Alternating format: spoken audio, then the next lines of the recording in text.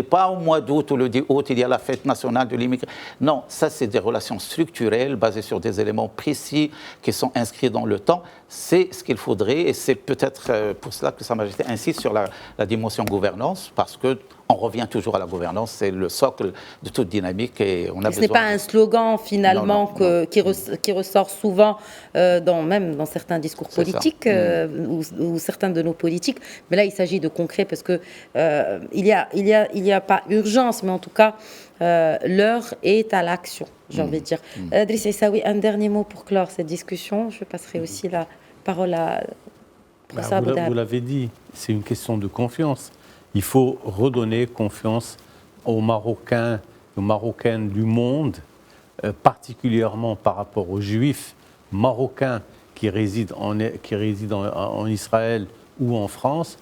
Ce sont des gens qui sont porteurs d'une grande dynamique, disons, de capacité d'investissement.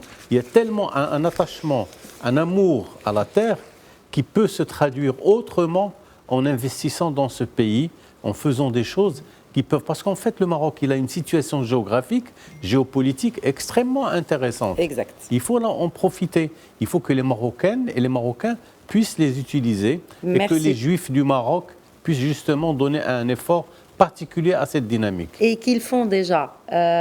Professeur Abou Dahab, un dernier mot. Moi, je le dirais poétiquement. Hein. Je vous en prie. Il faut garder la flamme allumée de cette épopée que Sa Majesté a rappelée constamment depuis 1999, parce qu'il y va d'abord de la préservation des acquis. Il faut consolider aussi les acquis. Je crois que cet impétus, comme on dit, cet élan révolutionnaire, parce que l'indépendance du Maroc ne s'est pas obtenue comme ça. Il y a eu du combat, de la lutte progressivement. Ouais. Et je crois que nos enfants aujourd'hui ont besoin de garder ce contact avec cette source d'inspiration, on va dire ça, dans le cadre d'une socialisation. Donc ça renvoie aux programmes scolaires, etc. Parce que c'est une fierté pour nous tous. Il faut donc, comme je l'ai dit tout à l'heure, toujours garder en mémoire cet élan révolutionnaire qui fait que nous sommes Marocains très singuliers et porteurs d'un message de paix.